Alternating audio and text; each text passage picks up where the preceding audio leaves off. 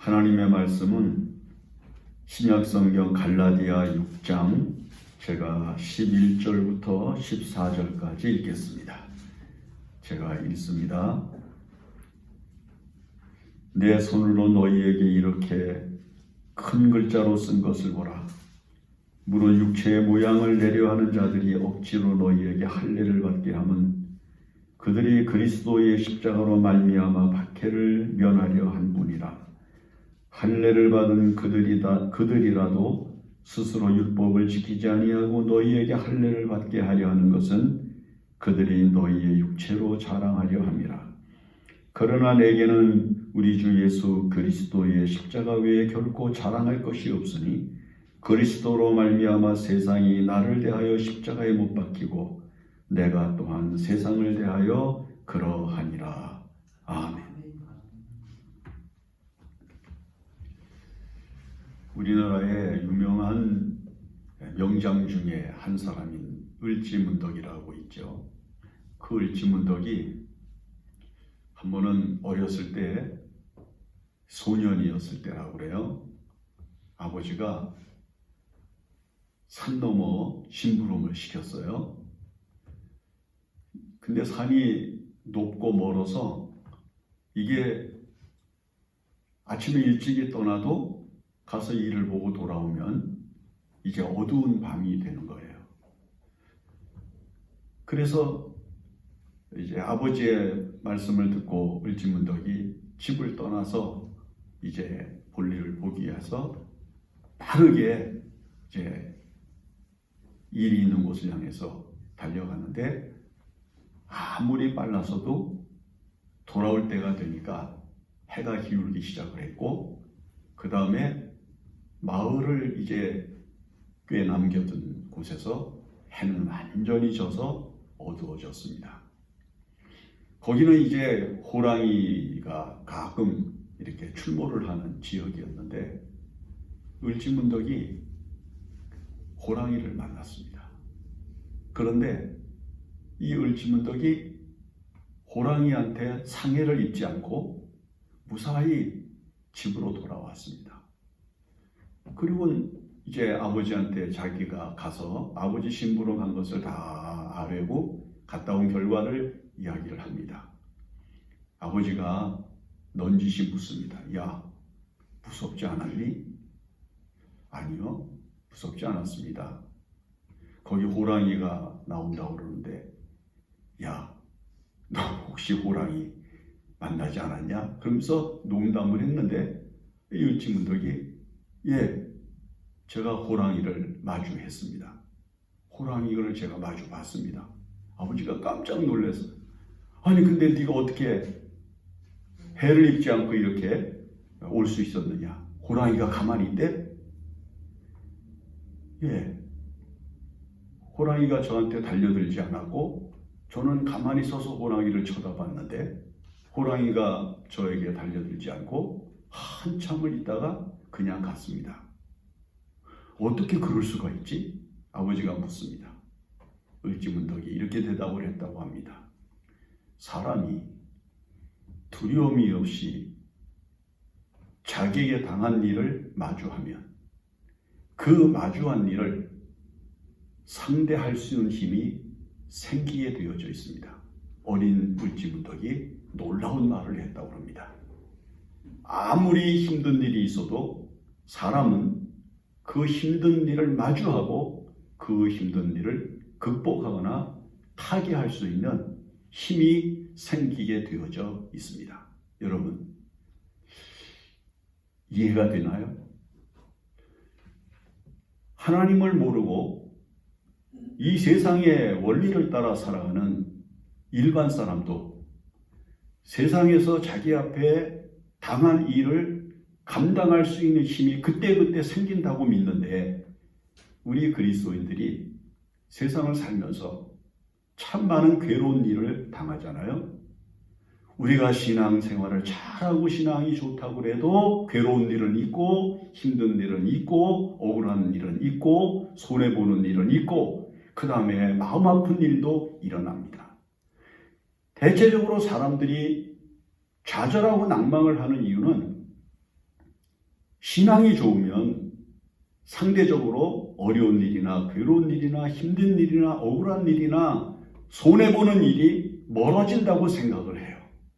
그런데요, 한번 여러분들 보세요.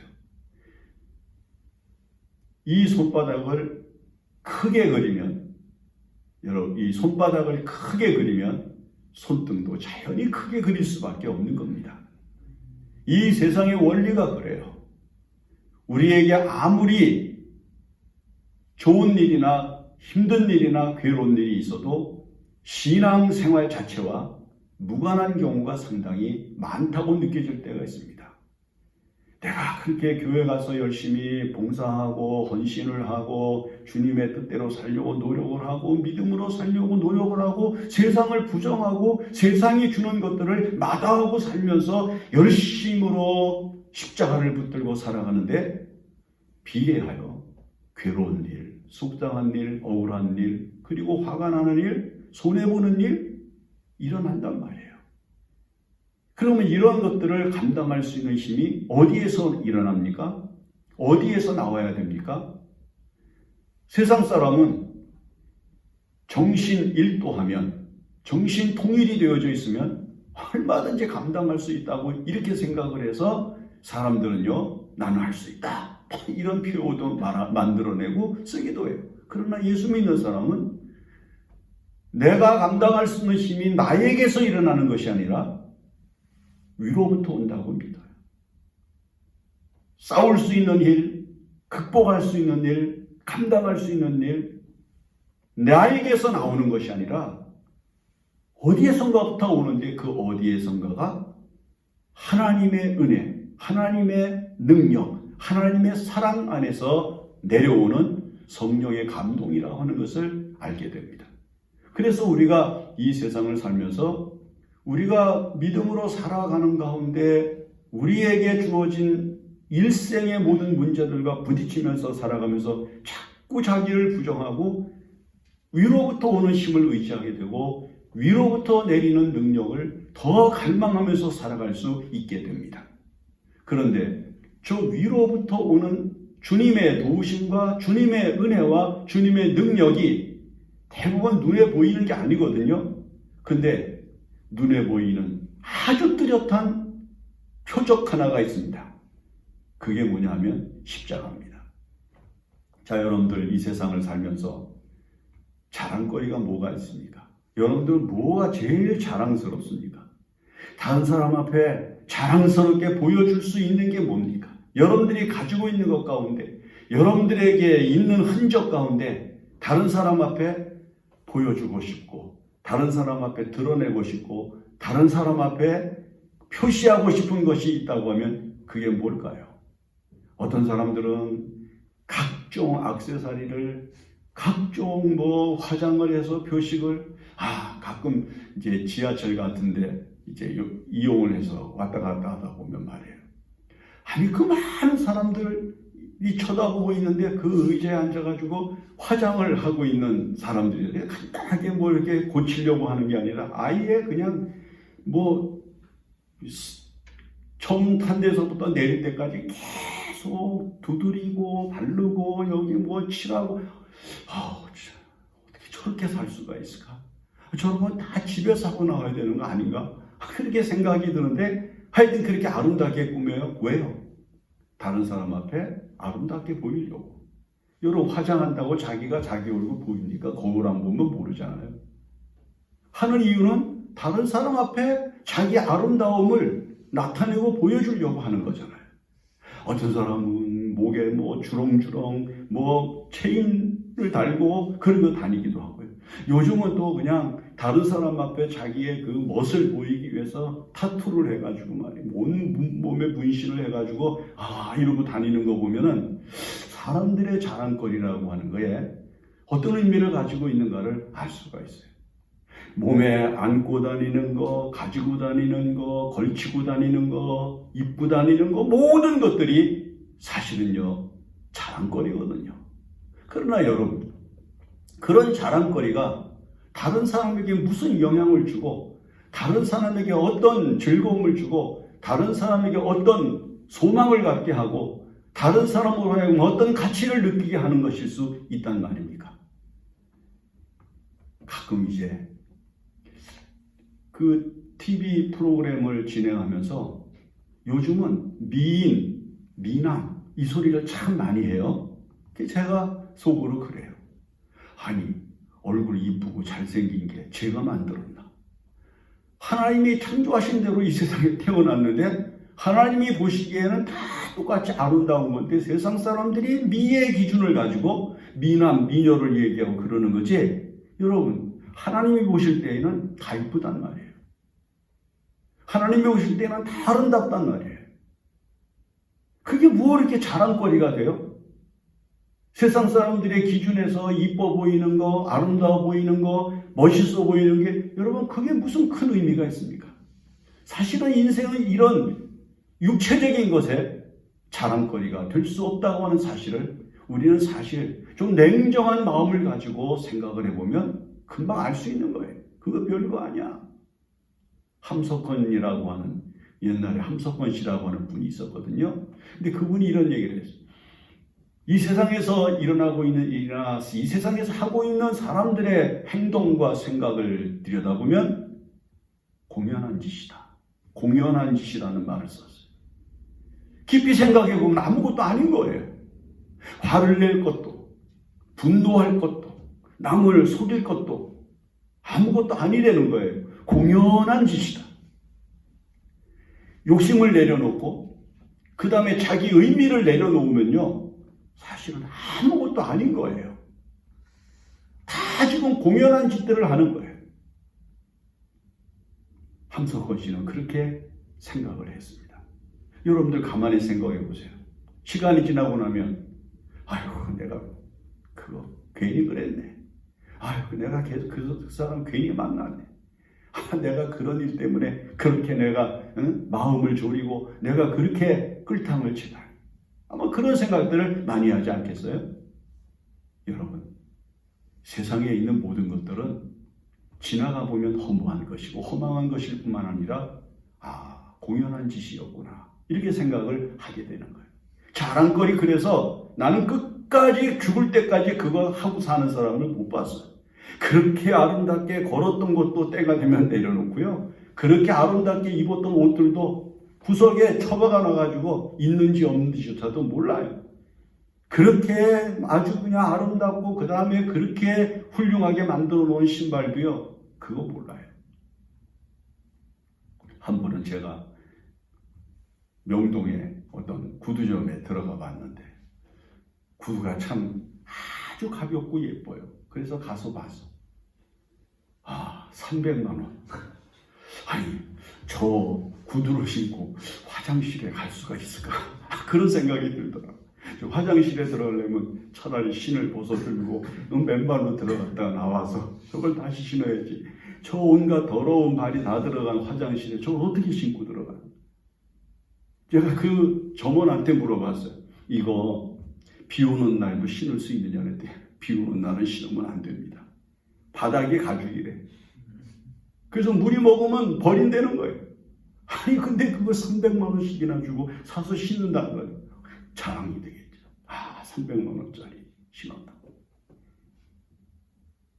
여러분 면세점 같은데 외국이나 이런 데 가서 한번 보세요. 명품점을 가보세요. 시계가 수천만 원 억짜리가 있고요. 양복 한 벌, 와이셔츠 하나, 넥타이 하나가 상상을 초월합니다. 그거 다 육체의 자랑거리지. 그게 무슨 자기 인격과 자기의 상황에 대해서 자기를 바르게 나타내는 표적은 아니라는 거예요. 이게 단순히 세상뿐만이 아니라 교회에서도요. 특별히 사도 바울 시대에 유대인들은 태어나면서부터 할례를 받잖아요. 그러다가 이방의 복음이 선포되고 전도가 돼가지고 이방의 교회가 세워지고 사람들이 교회를 오게 됐는데 거기 유대적 그리스도인들이 뭐라고 얘기를 하는가 하면 아브라함의 자손이 되는 것은 할례를 받은 것이 그 표적이다. 이게 있어야 진정한 참 아브라함의 자손이 되는 것이다. 이러면서 할례를 받으라고 한 거예요. 근데 이방 사람들이 생각을 해보니까 이게 꼭 할례를 받아야 될 이유도 없는 것 같고, 그래서 교회 내 갈등이 난 거예요. 그래서 바울이 그 갈라디아 교회를 향해서 편지를 쓰면서 할례는 육체를 위한 육체의 표식이지 그건 구원의 문제와 아무 상관이 없는 거다. 할례를 받았다고 해서 구원받고 할례를 받지 않았다고 해서 구원받지 못하는 것이냐? 할례를 받고 죄를 지으면 죄값을 치르는 것이고, 할례를 안 받았어도 그리스도 안에서 살면 참 하나님의 백성이 되는 거다. 육체의 표식을 갖는 것, 그것이 육체의 자랑거리는 될지 몰라도, 유대인들의 자랑거리는 되는지 몰라도 그것은 아무런 구원의 문제와 상관이 없는 것이다. 그렇게 이야기를 하면서 사도 바울은 이방인들이 교회에 들어올 때 할례를 받지 않아도 되는 것이라고 하는 분명한 의미를 던져줍니다. 그러면서 바울은 뭐라고 얘기를 하는 거 아니? 우리가 자랑해야 될 건 그런 육체에 할례 같은 표식을 남긴 것, 그걸 자랑하고 우리가 참 아브라함의 자손이라고 하는 그런 소리를 할 것이 아니라 십자가를 자랑하는 것이다.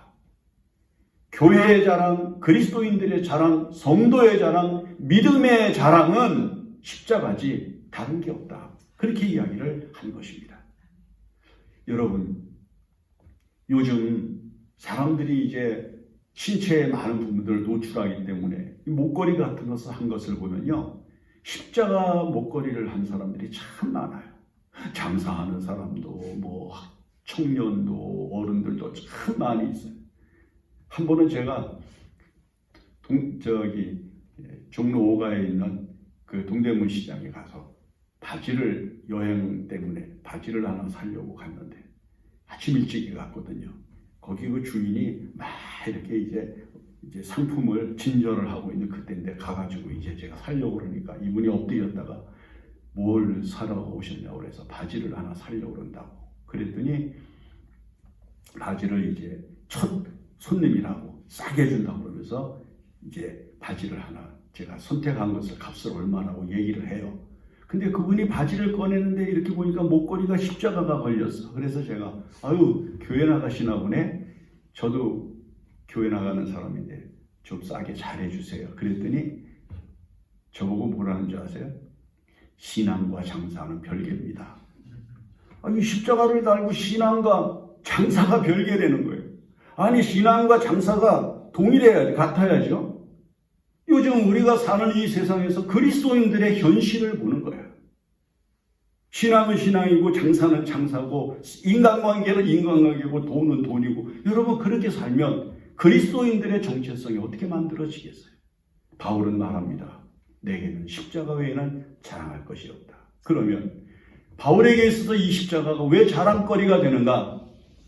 십자가는 단순하게 예수님이 십자가에 못 박혀 죽은 사형특, 당시의 범죄자들을 잡아 죽이는 극악한 사용 도구가 아니라, 사도 바울은 십자가에서 뭘 받는가? 그는 십자가에 달리신 예수님을 보면서 하나님 아버지를 볼 수 있었기 때문입니다. 여러분, 십자가를 보면서 거기 그 아들 예수 그리스도를 십자가에 못 박고 계시는 그 나의 하나님 어찌하여 나를 버리십니까? 라고 절규하면서 십자가에서 고통을 당하고 있는 아들 그리스도를 십자가에 못 박으신 하나님이 보여야 이 십자가의 진정한 의미를 아는 거예요. 십자가에서 평안을, 십자가에서 성공을, 십자가에서 승리를, 십자가에서 기쁨을 생각하는 사람들은 값싼 은혜라. 본회포는 그렇게 이야기를 합니다. 그리고 십자가에서 진정한 값비싼 은혜를 보려면 피를 보고 죽음을 보고 고통을 보고 아픔을 볼 수 있는 영적 느낌이 있어야 이걸 값비싼 은혜라고 이야기하는 거예요. 그러나 오늘날 많은 사람들이 값싼 은혜를 구한다는 거예요. 고통 없는 은혜, 지옥 없는 천국, 이제 그런 것들을 바라는 사람들의 현상이 그리스도인들 사이에 어마어마하게 많아지는 거예요. 여러분들 가만히 보세요. 유럽에 가면 뭐 처처의 성당이거든요. 그렇게 아름답고 그렇게 훌륭한 성당이 많은데 왜? 유럽의 기독교가 쇠퇴해서 수많은 교회들이 레스토랑으로 팔려나가고 나이트클럽으로 변절하고 그리고 회교도들에게 그 성전들이 매매되어 팔려나가서 허무하게 무너져 내리고 있습니다. 여러분, 십자가의 진정한 가치를 모르는 거예요. 십자가를 금으로 싸고 십자가를 세운 도움을 황금으로 덮은 그런 물질적인 인간의 즐거움은 나타내지만은 그 십자가가 가지고 있는 하나님의 고통, 인류를 구원하기 위하여 십자가를 지고 계시는 하나님의 아픔은 사람들이 생각지 않는단 말이에요. 그러나 사도 바울은 나는 십자가에서 이 세상을 구원하시기 위하여 그 독생자를 땅에 보내시고 십자가에 못 박혀 죽어가고 있는 고통스러운 그리스도를 주신 하나님을 보았다. 이게 바로 십자가예요. 여러분들은 이 십자가에서 하나님을 봐야 되는 거예요. 하나님을 보지 못하면 여러분 십자가는 그냥 장식품에 불과한 거예요. 지방에 있는 모처에서 한때 십자가를 교회에서 철거했던 때가 있어요. 왜냐하면 그 어디서 무슨 소문이 났는지 모르지만 십자가 그 십자가 나무를 이렇게 칼로다가 긁어서 그거를 먹으면 아들을 낳는다고 어떻게 소문이 그렇게 나가지고 십자가가 가끔 이렇게 훼손이 돼가지고 팔리는 거예요. 몰래 교회 와가지고서는 기도하는 게 아니라 십자가를 칼로 긁어가지고 그걸 먹는 거야. 그래서 이건 미신이지. 이건. 그렇게 생각을 해서 교회에서 십자가를 철거를 해버렸던 때가 있었어요. 여러분, 십자가를 잘못 생각하면 그냥 승리, 성공, 소원 성취 이런 개념이 되는 거예요. 십자가에서 무엇을 봐야 됩니까? 하나님을 봐야 돼요. 여러분, 세례 요한이 예수님을 볼 때 지나가고 계시는 예수님을 보면서 자기 제자들에게 뭐라고 이야기를 합니까? 보라, 세상 죄를 지고 가는 하나님의 어린 양이로다. 예수님에게서 세상 죄를 지고 지금 제단으로 가고 있는, 죽으러 가고 있는 하나님의 어린 양을 봤단 말이에요. 이게 바로 구원이에요. 사도 바울은 십자가에서 하나님을 봤어. 그 다음에 사도 바울은 이 십자가에서 무엇을 보았는가? 영생을 보았어요. 사람이 그냥 한 30년, 50년, 100년 이렇게 살다가 죽는 그게 아니라 부활하신 예수님처럼 인간도 모두 이 땅에서 다 부활해서 영생을 얻게 되는 존재라고 하는 것을 분명하게 깨닫게 되었던 거예요. 여러분, 우리가 만약에 육체로 이 세상을 살다가 죽어 없어지는 것이라고 하면 여러분, 이게 삶에 무슨 의미가 있습니까? 안식교 같은 데서는 왜 우리가 이단이라고 그럽니까? 영혼 소멸설을 이야기를 하거든. 예수를 믿지 않은 사람은 일정 기간 동안 고통을 당하지만 영혼이 소멸된다는 거야. 그까짓 영혼이 소멸된다면 뭐하러 예수를 믿으려고 이 고생을 해요? 뭐하러 교회를 다니려고 이 시간과 이 물질을 바치면서 이 헌신을 해요? 그냥 세상 살다가 소멸해버리면 그만이지. 소멸 안 해요. 영생해요. 근데 어떤 사람은 생명의 부활, 어떤 사람은 심판의 부활을 이루고 영생하기 때문에 우리가 예수 그리스도를 구주로 믿고 그분이 우리에게 주신 영생의 부활에 참여하기 위하여 우리가 믿음의 길을 걷는 것입니다. 사도 바울은 십자가에서 무엇을 보았는가? 예수의 죽음을 본 것이 아니라 죽음 너머에 있는 부활을 보았어요. 여러분, 죽음을 보지 마세요. 그러면 두려워요. 여러분, 죽음을 보지 마세요. 무서워요. 죽음을 보지 마세요. 절망이에요. 죽음을 보지 마세요. 괴로움이에요. 슬픔이에요. 허무예요. 죽음을 보지 말고 십자가에서 부활을 봐야 돼요. 십자가에서 부활을 보면 죽음은 아무것도 아닌 거예요. 당연한 거예요. 다윗이 뭐라고 얘기를 합니까? 그 아들 솔로몬을 향해서 내가 모든 사람들이 가는 길을 나도 지금 갈 때가 되었다. 모든 사람들이 가는 길이에요. 뭐 나만 가나? 어떤 사람, 특정한 사람만 그 길을 가나요? 다 가요. 그 길이가 차이가 있을 뿐이지. 십자가에서 죽음을 보지 마세요. 십자가에서 부활을 봐야 돼요. 다시 살아나는 것을 봐야 돼요. 얼마나 놀라운 일입니까? 여러분, 이 세상에서 사람이 사는 가운데 경험할 수 있는 가장 큰 기적은요, 다시 살아나는 거예요. 죽은 자가 다시 살아나는 거. 이것보다 더 큰 은혜가 어디 있겠어요? 바울은 그래서 이 십자가를 자랑거리로 삼았어요. 십자가를 생각을 하면 죽음이 보이는 게 아니라 부활이 보이는 거예요. 십자가를 보면 절망이 보이는 것이 아니라 하나님의 은총이 보이는 거예요. 그 다음에 바울은 이 십자가에서 죄와 세상을 이기게 하신 하나님의 능력을 봤어요. 아마 여러분들이 잘 아는 기독교가 AD 313년에 이제 로마에서 국교화되잖아요. 이런 이제 이야기가 있는 거예요. AD 64년부터 313년까지 로마가 기독교를 박해하기 시작을 해요. 그래서 우리가 잘 아는 대로 뭐 콜로세움이라든지 또는 뭐 카타콤이라든지 이런 것들이 부산물로 역사에 등장하죠. 얼마나 많은 그리스도인이 핍박을 받고 얼마나 많은 사람들이 고통스러운 세월을 보냈는지 알 수가 없어요. 바로 이때 이 데오크렌텐이라고 하는 황제가 죽어요. 그러니까 황제가 죽자마자 각 지방에 있는 총독들, 그 다음에 왕자들 사이에 정권 탈쟁이 생기는 거예요. 서로 정권을 가지려고 이제 전쟁들이 일어나고 갈등들이 일어나는데, 그때에 콘스탄틴이라고 하는 왕자가 자기도 왕자로서 아버지의 영광을 이어받고 그리고 로마를 강대한 나라로 다시 세우기 위한 계획을 세우고 전쟁에 나서요. 10년 동안 전쟁을 했는데 이 콘스탄틴이 전쟁에 나설 때 환상이 보였어요.